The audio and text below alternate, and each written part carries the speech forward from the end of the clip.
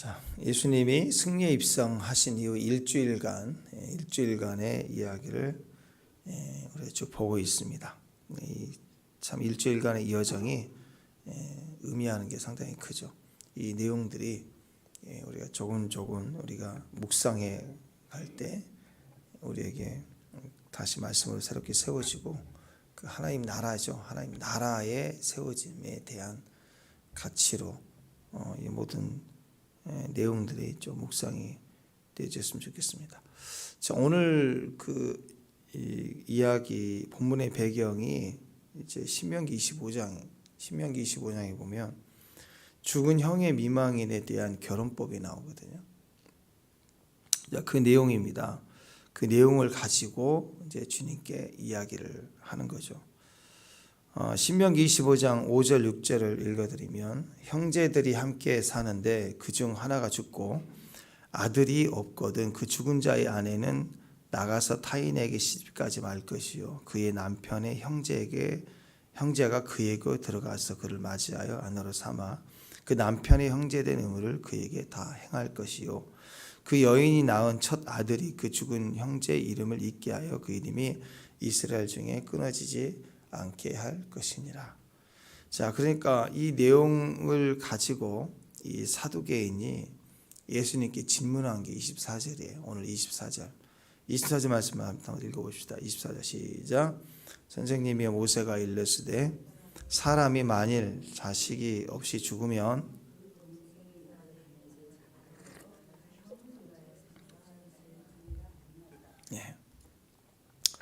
자, 신명기 25장 5절 6절 말씀하고 이 24절 말씀은 굉장히 다릅니다. 같은 걸 얘기하는 것 같은데 뺄 걸 다 빼버렸어요. 그러니까 본래 그러니까 형을 위하여 상속자를 세우라는 건데 형을 위해서 상속자를 세우라. 그 폼은 그대로 가져와서 말했죠. 그러니까 형이 죽어서 그 형수가 과부가 되면 그 형수를 그 밑에 동생이 아내로 맞이해야 된다. 이제 그것만 얘기한 거예요. 딱 그것만. 그걸 이제 확대합니다. 확대합니다. 그래서 이것이 7형제가 되는 거죠. 7형제 스토리를 확대한 거예요. 이 하나를 가지고. 근데 하나님은 그 눈에 보이는 그 사건은 그 형수를 밑에 동생이 취하해라. 이 겉에 보이는 여기에 7형제로 이렇게 막 또 그 동생으로 이렇게 확대되는 게 아니라 그 메시지 속에는 신명기 25장 5절 6절에는 왜 그런가, 왜 그렇게 해야 되는가에 그 주님의 주된 그 본 마음이 거기 있어요. 뜻이 거기 있는 거죠. 그걸 빼버리니까 그 틀만 가지고 있는 거예요. 그러니까 이 사두개인들은 부활을 믿지 않는다고 우리가 알려져 있잖아요. 부활을 믿지 않는다. 그러면 다른 걸 믿는 거죠. 자기 뜻을 믿고 계획이 있고 그렇게 추가한 자기 것들을 자꾸 이렇게 확대해서 엉터리 같이 믿고 있는 거겠죠. 그래서 그 하나님의 부활이라고 하는 그 배경 속에 뭐가 있냐면 죽음이 있는 거고 죽어야 부활이 있는 거 아니에요. 그래서 이 십자가의 죽은 이후에 천국이 있냐 없냐의 문제가 아니라 주님은 오늘 부활로 풀어가시잖아요.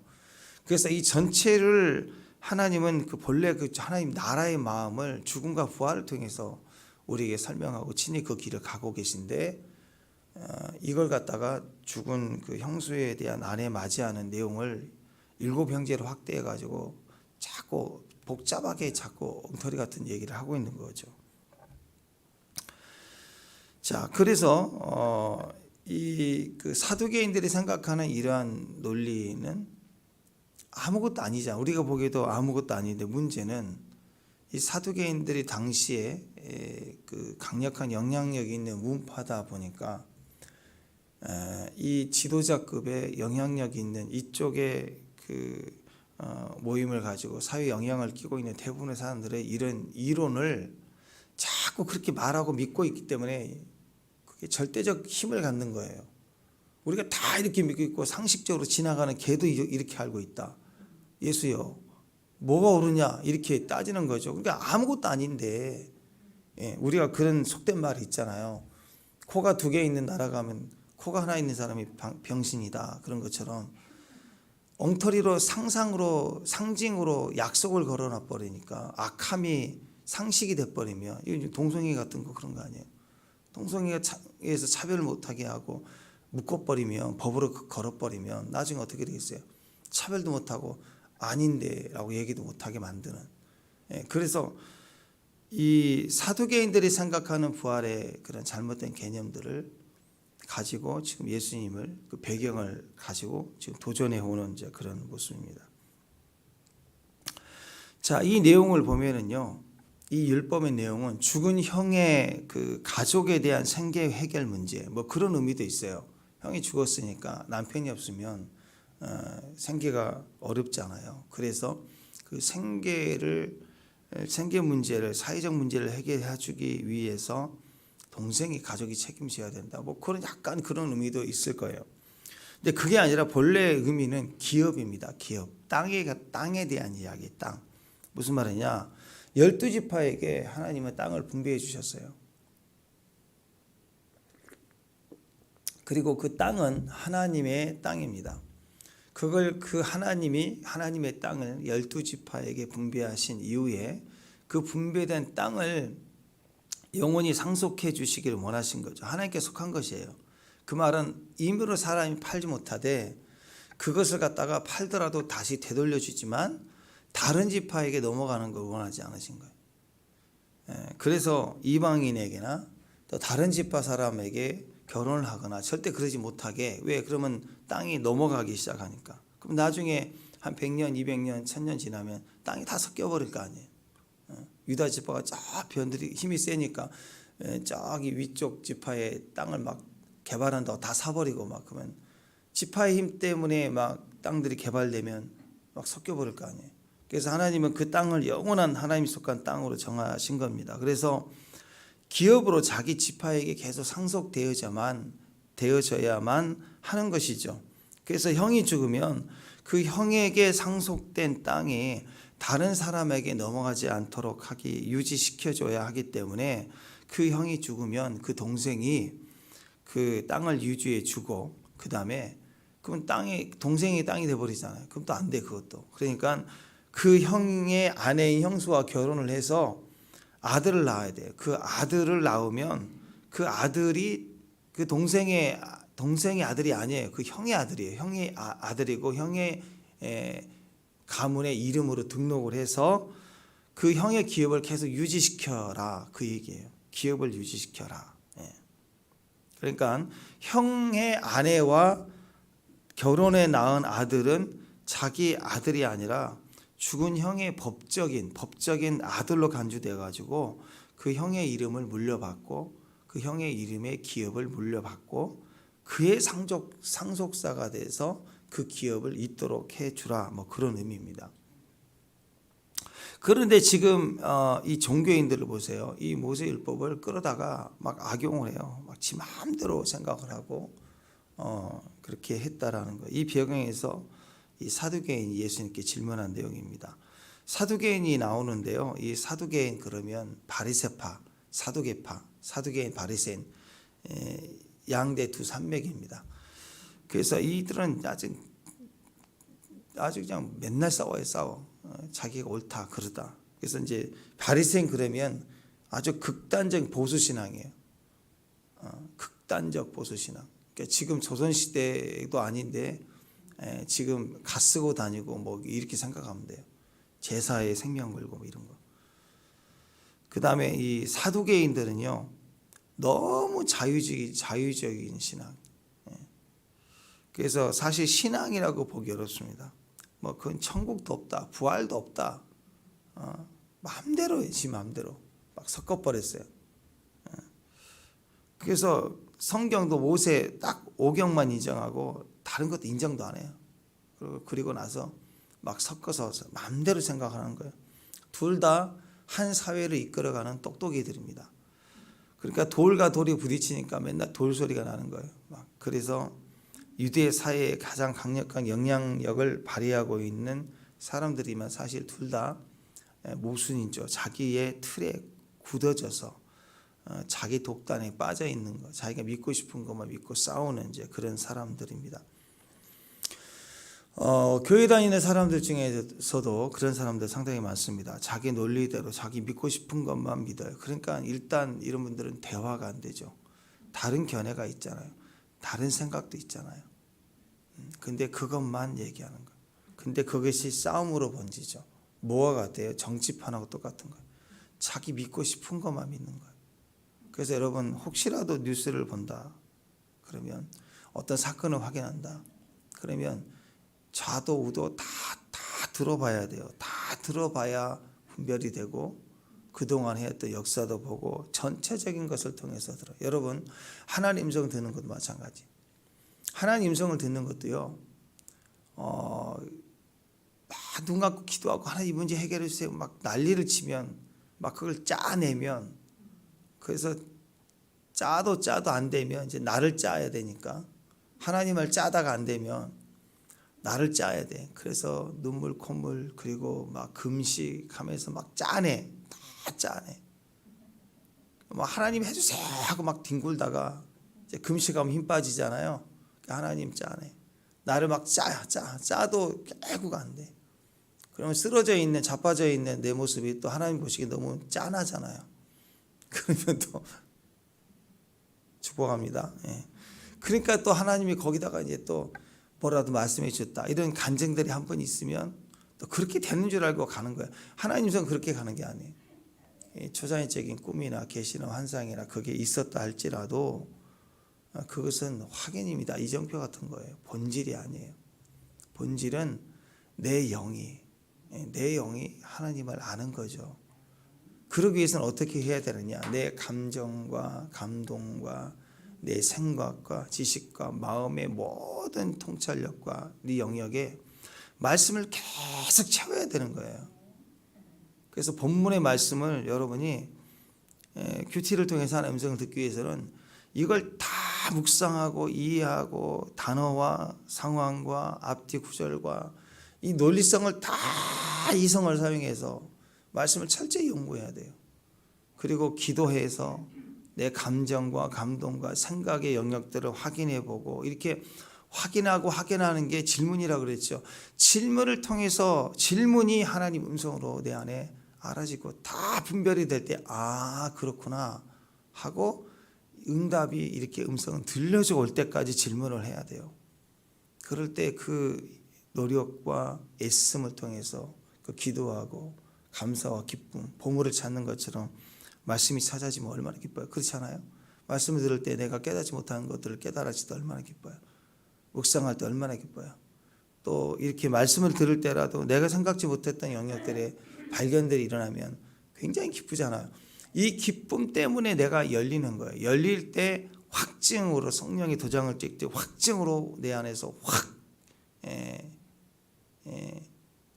들어오고 자리를 잡게 되면서 내가 하나님의 말씀을 더 분명하게 듣게 되는 것입니다. 이것은 마귀가 흉내낼 수 없는 거예요. 마귀도 우리에게 환상과 꿈을 줄 수가 있죠. 그러나 내 영이 아는 것을 절대로 확인해 줄 수가 없는 거예요. 그래서 그 영으로 알아가는 게 통치라고 그랬죠. 통치. 말씀에 더 통치를 받게 돼 있어요. 그게 구원받은 자의 모습이고 천국에 속한 자의 모습이에요. 자, 그렇기 때문에 오늘 그 사두개인들은 부활을 믿지 않는 자신의 신앙을 가지고 예수님을 자기가 믿고 있는 자기들이 생각하는 상식선 그걸 가지고 주님을 들이대는 거죠. 소위 말해서 무슨 백과사전, 동의보감. 그거 보세요. 그것이 절대적인가요? 아니라고요. 특히 동의보감에 나와 있는 약초 이런 것들은 지금도 한의사들이 우리 성경처럼 생각하고 얘기하지만 사실은 안 맞는 부분도 있어요. 그때 시대와 지금. 그래도 그걸 이렇게 상징화해서 확대해서 설명하는 분들도 있더라고요. 하여튼 근데 그게 절대적 기준을 가지고 있는 게 아니에요. 마찬가지입니다. 세상의 학문과 지식을 가지고 달나라 별나라 천문학을 가지고 우주의 폭발설 어마어마한 우주의 별들 속에 생명체의 존재 가능성 막 이런 걸 가지고 자꾸 성경 잘라내려고 하는 것들 또 차별법이라든지 동성애 이런 걸 가지고 자꾸 성경을 잘라내려고 하는 것. 이게 참 이런 과정과 똑같은 일들이 오늘 사두개인을 통해서 일어납니다. 내용을 보면 7 형제가 있었는데 첫째 형이 죽었어요. 그러니까 그 첫째 형의 아내를 둘째가 아내로 맞이했는데 그것도 그때 둘째도 죽었어요. 셋째도 죽었어요. 넷째도 죽었어요. 그래서 읽으면서 이것을 보면서 잠깐 드는 생각이었지만 일곱 번째 동생이 제일 그냥 결혼하자마자 죽었을 것 같아요. 너무 놀래가지고. 왜 그런가 했더니 생각해보세요. 첫째가 죽었고 결혼했는데 두 번째가 죽고 둘째 형이 죽고 금방 또 셋째 형이 죽고 그러면 이 여자가 독을 탔나? 그러니까 막 그 다음에 나야 하다가 진짜 나네? 그래가지고 그냥 확 죽었을 것 같아요. 제 생각은. 어쨌든 다 죽었어요. 다 죽었고 제일 마지막에 이 형수도 죽었다. 자, 그랬을 때 천국에 가면 그리고 부활이 있다. 그럼 부활했을 때 이 형수는 7번 결혼했고 남편 7명인데 부활 시에는 누구의 아내가 돼야 되느냐? 누구의 아내가 돼야 되느냐? 그러니까 이런 질문도 막 허점이 많고 말도 안 되는 질문이에요. 그럼 생각해 보세요. 어떻게 7명이 다 이렇게 다 죽을 수가? 결혼만 하면 이 여자가 뭐 죽여주는 여자도 아니고 뭐 계속 죽일 거 아니고 가정을 갖다. 그건 아니잖아요, 그렇죠? 근데 이제 이런 논리를 가지고 이제 질문을 하는 거죠. 함정에 빠뜨리려고 7명의 남자를 거친 이 여자는 누구 여자냐 이렇게 얘기를 합니다. 근데 이제 이게 좀 시대적으로는 맞지 않고요. 이제 우리식으로 풀어본다면 이 시대로 풀어본다면 좀 그럴싸한. 요즘에는 이혼도 많죠. 미국의 그 어떤 가족의 그 영상을 아주 오래전에 본 적이 있는데 그것도 보니까 이 두 부부가 2번씩 이혼을 했어요. 2번 이혼하고 결혼한 거예요. 근데 자녀가 6명인데 다 달라. 이 여자가 2번 이혼하고 결혼하면서 하나씩 난 아들, 딸 데리고 오고 이 남자도 그래갖고 이 가족이 돼서 사는 좋은 모습을 보는데 가족이 됐다 그 얘기인데 보니까 6명의 자녀가 다 다른 거예요. 이렇게 저렇게 이렇게 와가지고. 요즘에 이혼도 많고 사별도 많고 또 재혼도 많고 또 우리나라는 또 세계 최초로 또 결혼 그래가지고 이혼은 안 하는데 스스로 결혼 관계를 끊고 혼자 산다 뭐 이래가지고 무슨 절혼 뭐 이런 사람도 있고 막 그런 시대예요. 자, 그러면 이렇게 복잡해지는데 천국 가면 누가 내 남편인가 아닌가 뭐 그런 거 아니겠어요? 근데 이것도 조금 그렇고 좀 이렇게 한번 생각해 보십시다. 사별했다고 생각해 봐요. 사별. 이혼은 좀 뭐 이렇게 좀 부정적이니까 진짜 사랑했어요. 진짜 사랑했어요. 근데 교통사고 나서 죽었어요, 남편이. 그래서 이제 너무 고통 속에 있다가 어느 날 갑자기 좋은 사람을 만나게 되고 또 그 사람을 만나서 사는 것도 또 너무 행복해서 좋은 사람 만나서 행복하는데 갑자기 이 사람이 암에 걸려서 또 갑자기 죽었어요. 그래서 이제 혼자 살아가는 거죠. 또 혼자 살아가는데 노년에 정말 좋은 친구 같은 사람을 만나서 또 결혼을 했어요. 그래서 노년에 외롭지 않게 잘 지내다가 마지막 행복하게 죽었어요. 다 같이 이제 죽었어요. 자, 예를 들어서 그러니까 다 좋은 사람을 만났어요. 근데 천국 갔으면 누가 내 남편이냐? 그래서 주님이 물어볼까요? 이 남편이 내 남편이냐? 이 남편이 이 금 남편이 네 남편이냐? 은 남편이 네 남편이냐? 동 남편이 네 남편이냐? 그럼 이제 생각해야 돼요. 이 질문이 있지 않겠어요? 누가 진짜 내 남편이냐? 그럼 어떻게 해야 되죠? 주님, 어느 남편이 내 남편인지 알려주옵소서. 이래야 되나요? 아니면 주여 제비를 뽑겠나이다. 그래야 됩니까? 혹시 한번 이런 질문이 좀 여러분이라면 헷갈릴까요? 혹시 헷갈릴 것 같으면 혼자 사세요. 그게 제일 나아요. 혼자 사는 게 제일 헷갈릴 것 같아요. 자, 이렇게 사람의 생각은 이렇게 자꾸 어처구니 없는 삼천포로 빠져서 코미디 같은 얘기거리가 될 수밖에 없는 거예요. 왜 그럴까요? 그 사건 말씀하시는 그 형수를 취하여 그 동생이 그 형수를 취하여 아들을 낳게 하라. 요 하나만 보고 계속 상상과 논리가 만들어가는 거죠. 그게 아니라 왜 그렇게 해야 되는가? 하나님 나라에 대한 이야기예요. 하나님 나라, 기업을 있게 하라는 거. 상속의 의미가 있고 하나님 나라의 기업이 있고 죽어도 그 기업이 이어진다. 예수님 우리의 기업이잖아요. 그죠?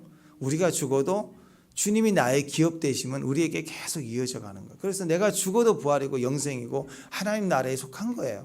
내가 죽어도 병이 오든 교통사고 나든 내가 죽어도 하나님의 기업은 내 삶에 영원토록 이어지게 하신다. 그게 하나님의 의미예요.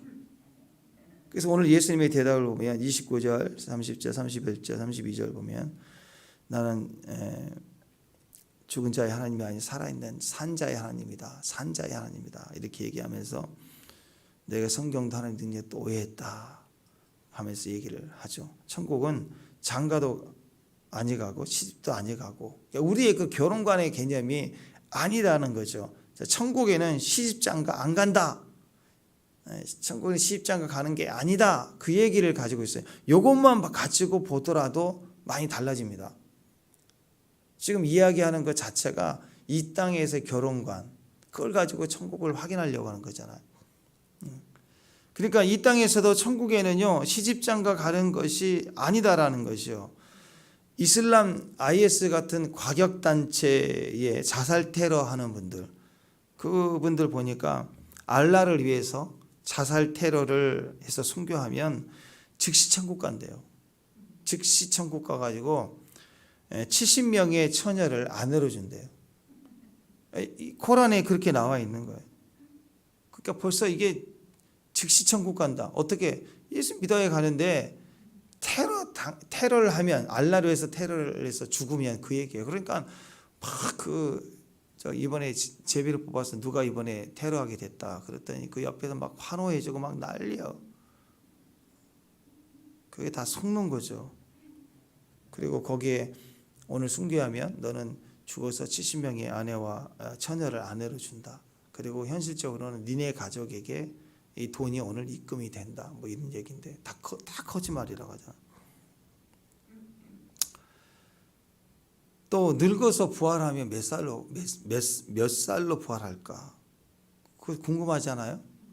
죽었을 때 중간에 병이 들어서 일찍 죽은 사람들은 뭐 30대 죽었다 그러면 30대, 20대에 죽었다 그러면 20대.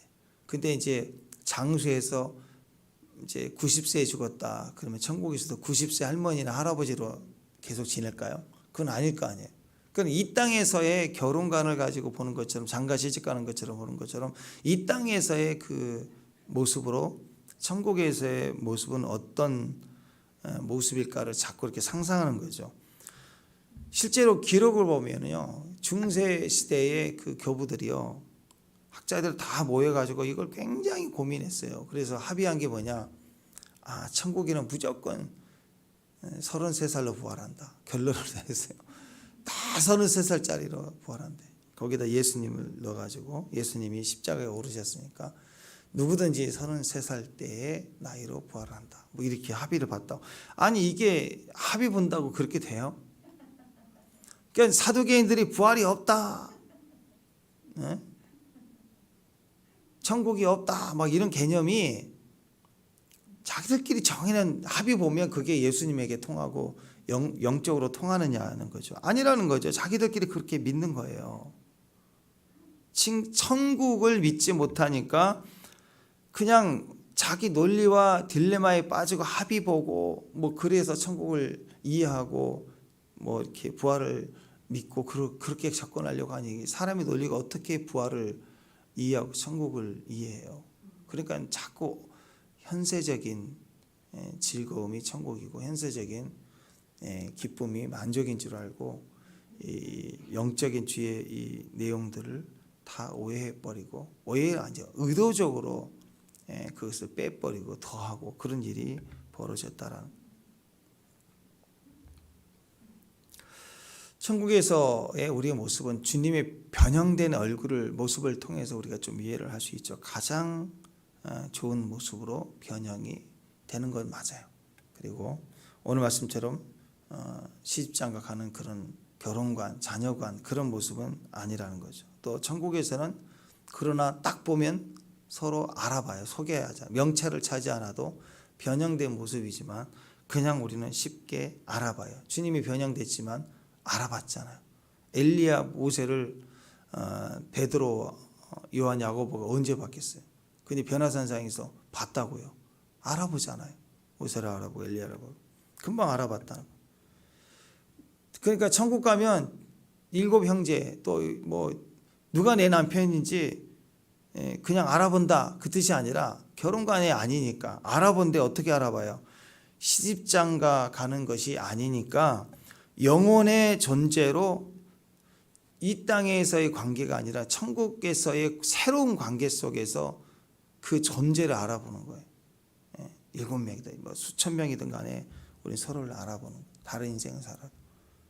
그래서 함께 주를 예배하는 존재로서 주님 우리를 알아보는 것처럼 내가 너를 인격으로 알아보고 축복해 가는 거예요. 그래서 여러분 이 땅에서 결혼도요 성숙해져 가면 유일한 절대적 사랑의 관계이지만 자라가면 갈아갈수록 어떻게 된다고요? 친구같이 돼요. 친구같이 돼야 되는 거예요. 부모 자식도 그냥 끼고 안고 절대적 사랑 같지만 시간이 지나면 친구 같아요. 그래서 좋은 엄마와 딸도 나이 들수록 엄마와 딸이 대화하고 친구처럼 도란도란 얘기하고 그런 관계로 가는 것이 성숙된 두 부분이죠.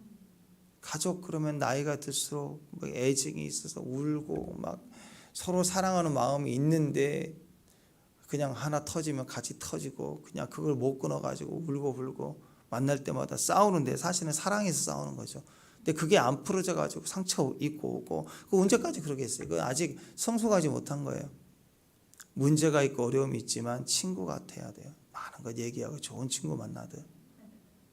그렇게 이제 관계가 여러 사회적 관계가 있지만 가족 관계도 있지만 진짜 좋은 친구의 관계로 동행해 갈 때 천국이 그대로 이어지는 거예요. 친구 관계와 같이 너와 나가 인격과 인격의 새로운 관계로 서로를 알아보게 되는, 인정하게 되는 그런 수준으로 올라가겠죠. 천국에 가면 천국에서 새롭게 누릴 관계가 있습니다. 결혼 관계로 비교할 수 없는, 부모 자식 관계로 비교할 수 없는 가장 아름다운, 가장 성숙된 모습으로 우리는 서로를 확인하고 그 놀라운 관계의 축복을 같이 기뻐하고 그리고 그것을 누리는 그런 자리로 서게 될 것입니다. 그러니까 이 땅에서 그런 관계는 이 땅에 아무리 좋은 관계도 거기는 하찮은 관계예요. 비교할 수 없는 관계. 그와 같은 관계로 우리가 서로 보게 된다. 그렇게 이해를 하라는 거죠. 천국은 존재하나요? 천국. 물론이죠. 천국은 존재해요. 분명히 믿으셔야 됩니다. 아멘. 축복합니다. 예배 마치고 설교를 들으면서 은혜를 받은 찬 남편이 가면서 천국에 대한 소망을 가지면서 아내에게 얘기하는 거예요. 여보, 우리가 둘 다 천국에 들어갔으면 좋겠다. 그랬더니 그 아내가 얘기해, 뭐 당연히 우린 둘 다 천국 가지.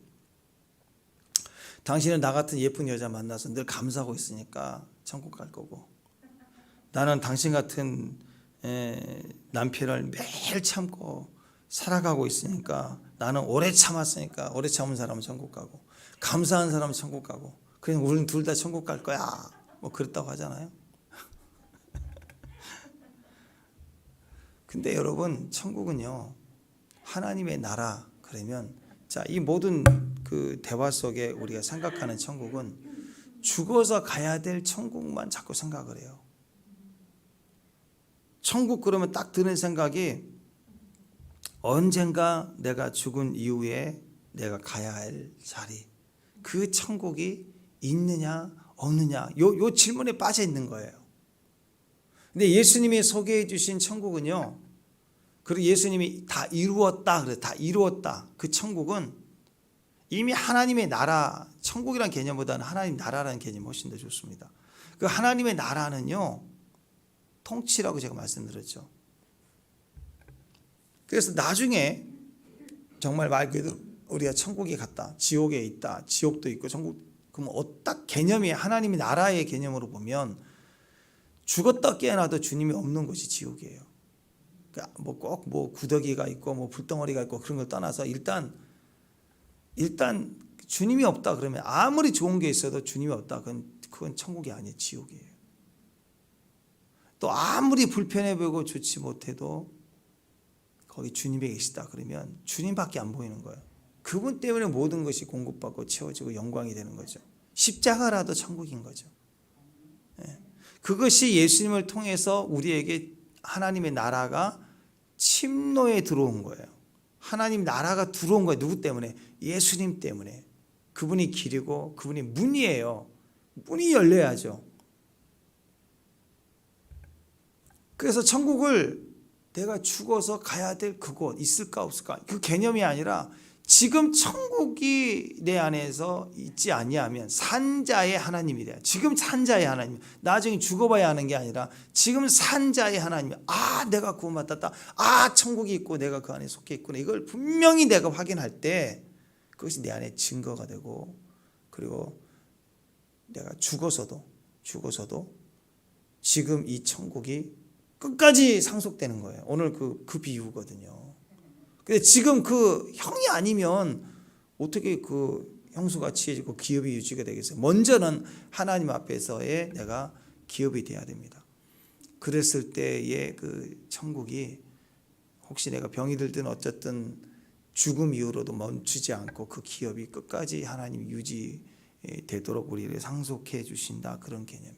그래서 우리가 많은 천국에 대한 증거들을 가지는 것보다 가장 중요한 것은 산자의 하나님, 지금 내가 하나님을 경험하고 하나님이 나라를 죽어서 가는 것이 아니라 지금 내가 여기서 맛보는 천국의 확증을 가지고 있는 것, 그게 중요해요.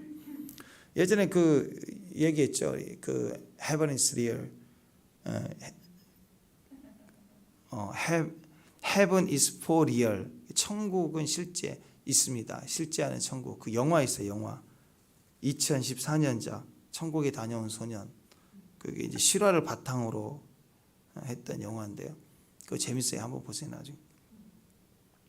4살짜리예요. 4살짜리 목사님의 아들, 4살짜리 아들이 갑자기 아파서 생사의 기로에 빠지죠. 그래서 교회 식구들은 막 기도하고 중보기도하고 수술대에 올랐는데 그 위기 속에서 기적적으로 살아납니다. 기적적으로 살아나는데 살아난 아이가 갑자기 이상한 말을 하기 시작해요. 갑자기 나 누나가 있다는 걸 안다고.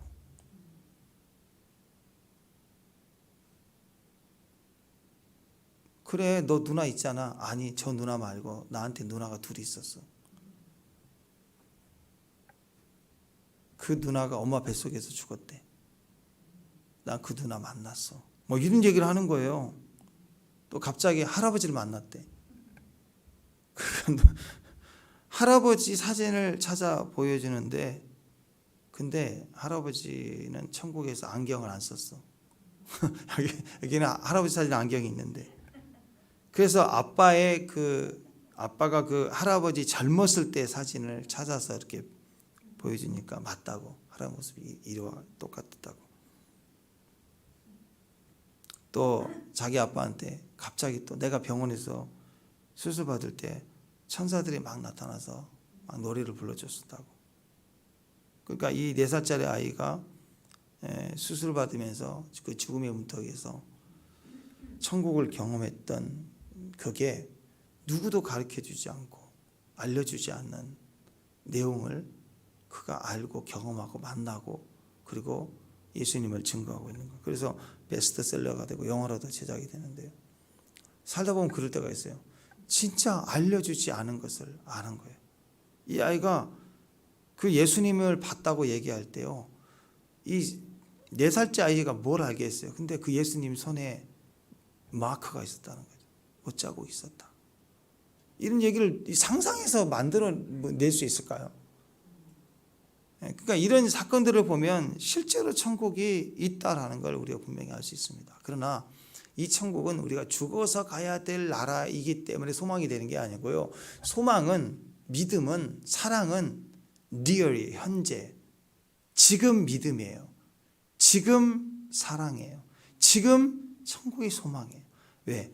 내 안에 다스림이 있으니까. 내 안에 예수님이 계셔야 천국이에요. 그렇잖아요. 죽어서 가야 될 곳도 예수님이 계셔야 천국이고, 내 안에 예수님이 계셔야 천국인데, 내 안에 예수님이 지금 어떻게 계시죠? 어떻게 믿죠? 어떻게 알 수 있죠? 네, 말씀이에요. 죽었다 깨어나도 믿지 못한 사람, 예수님 없는 사람들은 이 말씀대로 순종하세요. 뭐 예를 들어서 11조 내셔야 됩니다. 또 뭐 주일 성수하셔야 돼요. 막 이런 얘기할 때 전혀 부담스럽지 않아요. 전혀 부담스럽지 않다고, 세상 사람들은. 근데 그것에 대해서 막 불안하고 못 지키면 힘들고 또 이것을 이겨나가려고 기도하고 또 순종이 기쁨이 있고, 그것은 예수님이 말씀이 계시다는 증거예요. 말씀이 없으면, 들리지 않고 내 안에 없으면 아무렇지 않아요. 이건 미친 짓이지, 이게 바보짓 하는 거지. 그리고 뭐 이번에 정명석이나 뭐 이런 얘기를 들으면 교회가 다 똑같이 뭐 이렇게 보는 거예요. 근데 우리는 아니잖아. 아니니까 분별하고 알고 다른 기쁨을 갖고 있잖아요. 그 말은 뭐예요? 내 안에 말씀이 계시다. 내 안에 예수님이 계시다. 그분의 통치가 있고, 그래서 그 기쁨을 아는 거예요. 그게 내가 하나님을 믿고 있다는 거고, 그게 어느 순간 내 안에 기쁨이 되고 즐거움이 되는 거예요. 네. 어제 이제 세금 문제 뭐 그런 얘기했지만 한번 생각해 보세요. 과도하게 세금을 내는 것 같아서 막 뜯긴다라는 생각을 많이 하잖아요. 세금에 대해서. 근데 우리나라는 그래도 덜, 프랑스 같은 데는요, 이제 그 수입 따라 다르긴 해요. 이제 뭐 연봉 1억짜리, 2억짜리 이렇게 따라 다르는데, 한 5억에서 10억 사이 되면은요, 47% 때려요. 47%. 거의 50%가 세금이에요, 수입이. 올라갈수록. 그리고 15억, 20억 정도 이상이 되는 기준의 부자들은요, 75%까지 뗀대요. 그러니까 그 명품 뭐 그 회장도 나라를 떠나려고 그랬잖아요. 너무 세금을 75%를 떼니까. 그러니까 세금이 나라마다 직장이 다르긴 하지만 또 그만큼 국민의 혜택이 더 있어서 그렇긴 하겠지만, 일단 생각해 보세요. 뜯긴다고 생각할 때 얼마나 힘들어요. 근데 조금 더 생각해 보면 세금 많이 내는 게 나쁜 게 아니잖아요. 그만큼 많이 벌면 되잖아요. 더 벌고 또 벌 만큼 혜택이 있고, 부자라고 많이 뜬다고 하는 것보다 더 자랑스럽게 내가 세금을 내는 사람으로서 큰 기업을 이룬다고 하는 것에 대해서 또 얼마든지, 자기 먹고 사는 문제는 끝났으니까 얼마든지 이바지하고 공헌할 수 있는 기업으로, 더 사회적 기업으로 생각해 나갈 수 있는 마인드를 가지면 더 자랑스러운 거 아닌가요?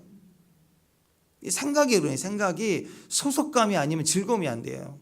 그러면 뜯긴다고 생각하면 평생 힘들고, 어떤 바보는 가족들 안에서 뜯긴다고 생각해. 내 노동력 뜯긴다. 내가 번 걸 뜯긴다. 그렇게 생각하는 바보는 아무것도 누릴 수가 없는 거예요. 근데 천국은 소속이잖아요. 희생하여 드리는 게 더 기쁜 거잖아요. 그죠? 사랑은 그런 거잖아요. 천국에 대한 가장 큰 증거는 죽어서 가야 될 것이 있냐 없냐, 그리고 구약에 있다고 하면 그게 뭐 이렇게 율법을 가져다가 천국으로 껴맞춰 가지고 이런 경우 곤란하지 않겠느냐, 그러니까 천국이 없다, 막 이런 논리 전쟁하는 게 아니고 맛보는 거예요. 천국이 있기 때문에 이 땅에서 천국을 맛보는 산자가 되면, 이 땅의 기업이 되면 죽어서도 하나님의 영원한 기업이 된다라는 말씀으로 주님이 오늘 우리에게 천국을 확증해 주고 계시는 거예요. 천국이 있다는 가장 강력한 증거가 뭘까요? 이거 하나 꼭 기억하십시오. 천국이 있다는 가장 강력한 증거가 뭘까요? 그것은 예수님께서 천국이 있다, 그리고 우리가 거할 곳이, 아버지 집에 거할 곳이 많다. 요한복음 14장 1절 2절 3절. 그래서 예수님이 거처를 예비하러 가신다. 그리고 다시 와서 천국이 있게 하겠다. 이 분명한 하나님 나라의 확정을 하셨고 십자가에서 다 이루었다 했기 때문인 거예요. 아멘. 예. 그래서 누군가 천국이 있는 거 어떻게 하냐고, 정말 천국이 있냐고, 천국이 있는 거 어떻게 하냐고 따지면 이렇게 얘기하십시오. 천국이 있으니까 알지. 예, 있으니까.